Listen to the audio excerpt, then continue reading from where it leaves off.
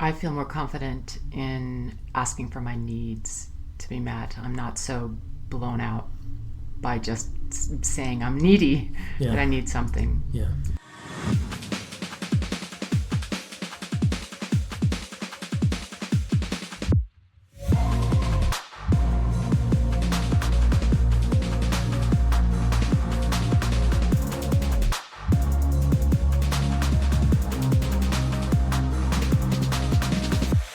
Hi, and welcome back to the Smart Couple Podcast. My name is Jayson Gaddis. I'm your host. What is up? What is down? What's inside your heart, folks, today? What's alive? If you're new here, this podcast is all about personal growth in relationships. If you're returning, welcome back. Glad to have your ear once again. I'll keep this short. This podcast episode is about self-confidence. Why does that matter in a relationship? Well, let me set context here, as we always do, and answer that question because it's an important one. Before I do, just a heads up, the audio on this podcast might be slightly quieter because I did a group interview, a group dialogue with several people, and the mic was in the middle. So at times we might be a little faint. We're going to try to deal with the audio on our side to turn it up for you, and we'll see. So just a heads up, that's what's going on with the audio, if you notice that, if you're a sensitive audio type. Have you ever noticed that when you finally meet a person and you partner with them, and after the honeymoon stage wears off and you start to get in kind of the real deal, that shit comes up, and somewhere along the way, you either blame your partner or yourself for the emerging problems.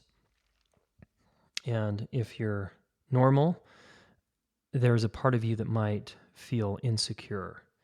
You're worried your partner's going to leave you. Maybe you're thinking of leaving them. And something about the whole deal triggers your insecurities. Now, this is for the honest person, okay? That's 100% of us. But a lot of people prefer to be in denial about this and be like, no, I'm so confident. I'm so self-confident. And I'm just here to tell you that you're full of shit. Why? Because if I put you in an environment that you were unfamiliar with, like a marriage after 10 years, you're going to feel insecure. And you're going to be at your wit's end sometimes, and you're going to feel incompetent to get through something. Or let's say you have kids, and you're going to get shown how insecure you are around certain aspects of how you relate to them. And maybe when they're teenagers, they push you away. It's going to trigger you to your core. And if you're not a parent and you're just a person cruising along in the world and you partner with someone, you're also going to feel insecurities wherever I put you in a place that you're unfamiliar with. So if I plant you and you've never been to China, if I put you there right now, there's going to be some insecurity that rises to how do I navigate the language barrier? How do I get something to eat? Where do I go to spend the night? How much does it cost? Oh my God, how does this money translate? If I plant you down in the jungle, in the rainforest in South America, and you drink ayahuasca for 3 days, you're going to confront some massive insecurities. So what I'm trying to say here is it's going to be hard to deny that you have insecurities. And insecurity is great because it shows you where you are. And until you learn something and get more competent with it, you don't get the sense of confidence. In other words, confidence is earned. And here at the Smart Couple, it's amazing to me how many of you might feel entitled to a great relationship, but you want to have one without learning how. And then when you don't know how, you find yourself in the unknown, you feel inept, incompetent, or insecure. Interesting, right? So I wanted to interview some of my recent graduates of the Deep Psychology of Intimate Relationships course and the apprentice program and get their take on self-confidence, because what I witnessed in every single participant in this program is I watched their self-confidence go up. And this does what in a relationship? Well, it improves a relationship because you no longer are willing to tolerate a shitty relationship because now you feel more confident in yourself and you believe in yourself more, and you're not willing to let someone treat you like shit. Or you feel more attractive Okay. And now you might draw into your life someone who is into you at your new level of confidence, because confidence is attractive, plain and simple. So this podcast is something that emerged out of the Relationship School's first 9-month training, and our graduation weekend literally just ended. And I want to say a couple words about my own confidence through this journey. I have never done this training before. So I'm dumb enough to throw myself in the deep end and do things that are unfamiliar because I want to manifest my dream. And my dream is the Relationship School. So I'm going to put myself in a position where I feel incredibly insecure and I don't know what the hell I'm doing, so that I can learn how. And as one of the participants said, Steve, I built this plane in the sky as we went, which some people say is really not a good way to build things, but it's how I build things. And it helps me because I want to create my ideas now. I don't want to wait till they're perfect in my mind and then slowly try to get there. I want to do it as quickly as possible. And because I want to serve people and I want my heart to express itself. So here we did it. It happened. The Relationship School just happened. And I feel like I just walked through a portal and I am now more confident than I was 9 months ago. Why? Because I did it. So here are my students, and they're going to share a little bit about their own journey around confidence. And I want to have you take notes on some of the things, this very specific things they did that had them feel more confident and the impact it had in their life and is having. Okay, it's going to ripple out in their life. And then stay tuned to the end as we'll talk about an action step for you around your own confidence. Because I'm here to tell you, if you increase your confidence, you're going to increase your potential of having a more fulfilling partnership down the road. Okay, so here we are with a few students from the Deep Psychology of Intimate Relationships course and the Apprentice program. And we're going to I want to get your guys' opinion, experience on confidence as it pertains to relationships. Because I've witnessed you guys grow and your confidence grow. That's my judgment anyway, but I want to hear directly from you guys if that's happened. So will you just introduce yourselves and give us a little bit about who you are, and then we'll dive in. My name's Steve. I'm from Chicago. I have 2 kids, and I'm currently actually processing a divorce right now, which I'm actually very grateful for, and understanding how that came to be, and learning to be with like the pain and the sadness, and owning my responsibility in that, and then just learning to grow through that. And it's giving me a very deep appreciation for the power and the fragility of a relationship. And that's what brought me to training as a relationship coach, which I am currently wrapping up and looking forward to being certified and getting out in the world and doing my part to bring rock solid street level relationship tools out in the streets. I'm Daxe, and I'm from Switzerland. I'm a mother, and I've been very clear about what I want to serve in the world for a while. And this school has really given me like a really new way of serving and leading and teaching toward that. So I'm pretty blissed out at the moment. And I was certified as a level 1 coach yesterday, and leaving my job as a scientist for that. So it feels great. I'm Julie. I'm from Boulder, Colorado. I'm a former entrepreneur and business owner and athletic coach. And I'm currently a mother, and just left a job in sales to launch my coaching practice as well. So I'm launching my relationship coaching practice here in Boulder. And I'm just feeling really open and really thrilled to be on the ride. My name is Susan, and I'm from the Boston area. and I'm a mother and a grandmother, and various times in my life where I've meditated and made art, gone through a divorce, lots of experiences. And the thing that's really just so clear for me after this year of training is how important relationship is to me. And so it lights me up completely. And so I am in the process of moving towards my relationship level 1 coaching certificate, and I can't wait to dive in completely with that. My heart is just cracked open with joy about being on this path. So that's where I am. Thank you. Thank you. My name is Jennifer, and I currently live in Portland, Maine. And finding the work of the relationship school, and because I love to learn so much, I've been a long-time yoga practitioner, and I feel a kinship to the work of yoga and the work of being in connection and service with people to expand using a body, using mind, and using tools in order to find ultimately freedom. I'm a certified level 1 relationship coach and continuing on the journey. Yeah, there you have it. Our 5 apprentices who have now graduated from the deep psychology of intimate relationships, and a few of these guys are certified level 1 relationship coaches, and a few are headed in that direction. Okay, let's transition to self-confidence. Because a lot of us show up in a relationship, a partnership, a friendship, and if we're having challenges, we feel maybe bad about ourselves, or we go into blame.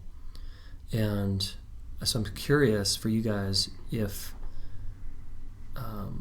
your confidence has indeed changed as you work on yourself and develop yourself, and how do you notice that? How does that show up in your life? Start there. Yeah, for me it has changed in the way that the confidence now shows up as softening when I'm in a conflict. Because I had a way of propping myself up and feeling confident and hiding my own fear. And so it took all this work to notice that, and then to get skills to not have to do that, to deal with my fear in a different way. And so now I feel like a softer confidence that stays with me more, that I'm deeper in touch with. Cool. Who else? That's really interesting for me, Doxa, because I feel more confident in my softness. So in showing up to relationship or in conflict with my sensitivity. Whereas for a long time, and still to some extent, that is hard for me to show up in my vulnerability and be okay with that without a bunch of self-judgment around that. Now I feel more confident really owning my sensitivity and coming forward with that. Yeah, and that feels really good. Yeah. Nice. And scary. Julie, can you point to one thing that helped you get there? Like, what was the thing that was, I mean, there are many things, obviously, but... Yeah. So really, this isn't super specific, but one thing is just really getting in touch with what is going on with me and the sensations that I'm feeling in the moment, and really being present with that. In doing that, I guess just getting present with my experience, I've been able to value it more. That's great. Thanks. Very helpful. Can I add to that? Because I had a similar experience. It was that what you said, like getting in touch with the experience and also getting into the habit of sharing impact meant I had to track myself. Because I made a commitment to share impact with my husband, so all of a sudden I have to really say how I feel. Yeah, and then I noticed, oh wow, you know. Yeah. So that tool was really important for me. Yeah, great. How about some of the other guys? Yeah, I have been finding through practicing the tools, like actually practicing them beyond sort of having them in my head, has been part of learning my own confidence, because it keeps having me, it's like I practice it and I see that I did it. And so it's like I keep putting each experience in a bucket and it begins to fill up, and somehow that builds my sense of presence because I see myself doing it. So it's this like repeated thing, it's like what you've been talking about, Jayson, in terms of the rewiring, the myelination deal. Is to actually feel, one, how the expression, like how it feels in my body when I give feedback, when I ask, and then, like follow the steps when I ask if I can give feedback, and then to follow through and give it, and breathing as I'm doing it. And so I'm feeling it in my body in a way that I've never done before, I've never been able to do before. And so I'm realizing that for me, confidence is something that's really about embodying. Like I can feel it, in the way that I hold my face, in the way that I feel myself in my belly, the way I'm, sitting, that's part of the confidence. It's like one experience after another just builds it. Cool. Thank you. Yeah, that's great. Really true, because if you don't practice, right, is that confidence going to move much? Oh, no. Right? Probably not. Cool. Yeah. I'm just feeling the confidence even from hearing about it and hearing your experience, Susan. It's transmitting that sense of connection through body. And for me, I think confidence evokes an image of strength. And it is a strong feeling I'm having, but it's less from the outside and more towards center, like the center of myself. And standing from that place, I have a history of hiding out and not bringing up the hard stuff or not mentioning it and just letting it slip kind of aside or under the rug. And I've been able to go back in with a couple of friends specifically and be honest and talk from a place of confidence about what works for me or what my needs are or what I see going on, instead of withholding it. And the relationship is changing. And that's pretty powerful. Yeah, cool. And what's interesting is, Jennifer, as you were talking about like a little bit more of a recessive way of kind of being in conflict. Like for me, I noticed that my tendency is to move in more quickly without being, I think, as clear, without taking the time to really understand like what it is that I'm about, and noticing that I can kind of jump over fear and maybe it goes into aggression, and then I'm not recognizing that I'm bringing something to the table that's actually gonna push away connection, and therefore like it seems that I can't think of a time where that's worked out in my favor. So I guess what I'm trying to get across is that moving in quickly is, I've had to learn to slow down and then get clear on what I want, and then bring in the like, what am I really looking for? And it's really about connection, and that I have a need that I want to have met in connection, and to really put those together.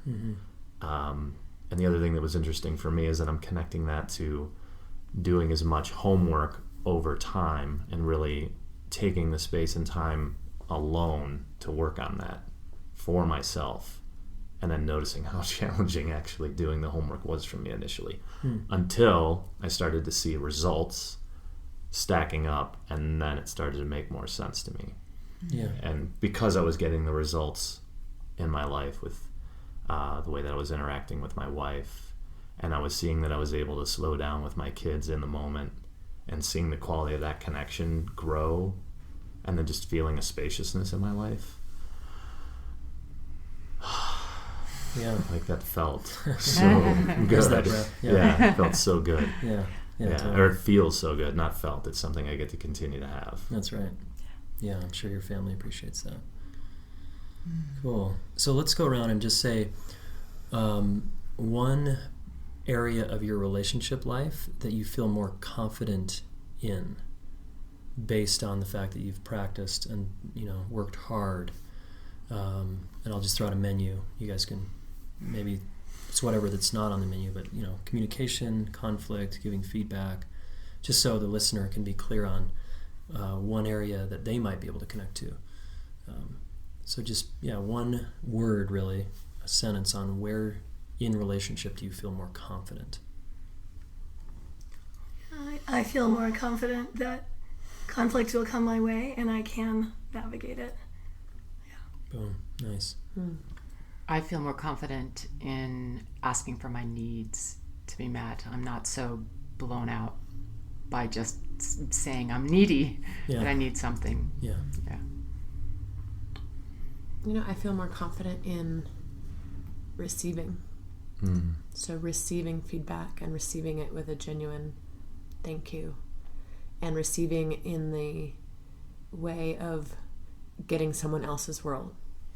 I have enough confidence right now in where I'm at and knowing where I'm at because I'm doing the work and I'm continuing to do the work, that I don't have to be so latched onto them seeing me. I can be in myself and step over there and really try to get their world and understand what's going on for them, which of course builds Goes a long way. connection. Yeah. Yeah, Which is what you want. absolutely. Yeah. Cool. I feel more confident in allowing my emotions to matter. Like I would override them with my head or kind of make it about a choice between the two. And I just feel like really confident about both of them right now.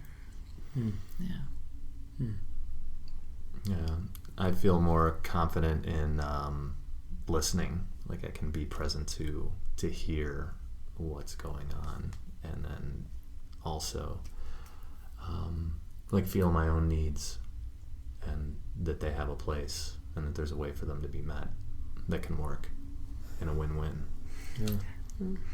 Yeah. Cool. Yeah, and I feel more confident in my leadership more than I ever have, because I just walked through some kind of portal here.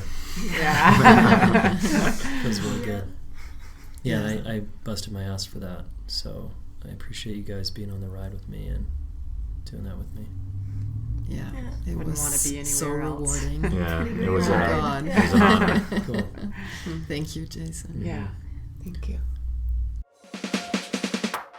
So the bottom line here is, if you want to increase your self-confidence, you don't need to go outside of the relationship. Now, we're talking about self-confidence in the context of relationships, so it makes sense to learn how to do relationship if you want to feel better about yourself, right? If I want to feel better about my ability to swim, I need to go learn how. Maybe I need to take a couple private lessons. Maybe I need to swim longer distances. Maybe I need to train every day. And at some point, my confidence will go up. It's so simple, guys. You need to learn how to do relationship if you want to feel more confident in your skin. It's that straightforward. And all of my students here are a testimonial of what happens when you actually learn.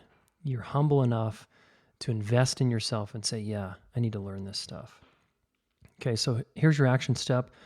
Write down your biggest insecurity in your relationship right now, and then write down what you need to do in the relationship or in your relationship life to change that, to improve your confidence there.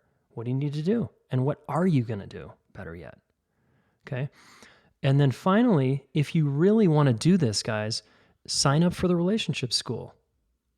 We just finished, and it's unreal what's happening for people there. Unreal. People are liking themselves more. They're more in touch with themselves. They're more connected to their body. They feel like they can use their voice in a whole new way. They're more firm in their boundaries. They're more sure of themselves in general. That can be you too. Okay, go to jasongaddis.com/therelationshipschool to find out more. All right. And we do have a free web class coming up where I'm going to talk about the relationship school.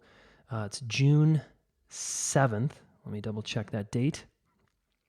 Yeah, Wednesday, June 7th at 12 p.m. Mountain Time. I will be doing a live training. And of course, I will talk a little bit about the relationship school because we are beginning to enroll the relationship school this summer. Okay, we're doing some early enrollment now, kind of on the DL. But if you want to go for it, go to that page, jasongaddis.com/therelationshipschool to find out more. And know that there's a lot more coming to be able to enroll for this course. And I'm going to answer lots of questions. I'm going to teach a class. That's all coming up in June. All right. Okay, folks, have a beautiful rest of your day, morning, evening, wherever you are. And please do us all a favor and learn how.